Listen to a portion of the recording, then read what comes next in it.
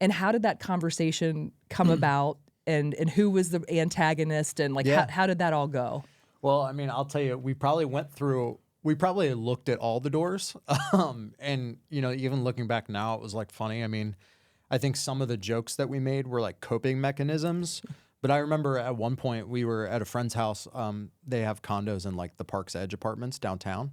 And we went to this party at the Park's Edge, and we're in like, I can't remember who said the joke or whatever, but it was like, well, I mean, like this could just, like, we could just live here forever. Like we could just live in this building. And like, if we're not going to have kids, like, let's move, let's live the cosmopolitan Columbus life and live in the high rise. And that's going to be what we do. And that was like one thing that we talked about. But I think ultimately what it came down to it is like, I still remember when Carrie and I were on our second date.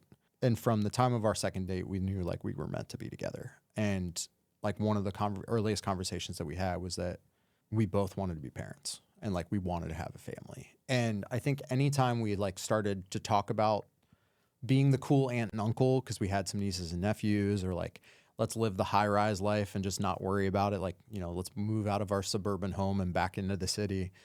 That wasn't going to give us the life that we wanted and like the fulfillment. And so then we started to talk about other avenues. Once we got to the point where I was diagnosed with the azoospermia, and we went to, like, we kept talking with Dr. Jane and like figuring out how we were going to do this. It was really a function of like, how is this going to look? And there is the donor route. And I remember there was a conversation, and Carrie reminded me of this a couple of days ago, that like she was adamant for a period of time that like, if I had to do a sperm donor, that she was going to do an egg donor. And that even if she carried the baby, like she wanted it to be an egg donor because she felt so guilty about me not being able to have my genetic children that she was willing to forego the children being her genetic children. Yeah.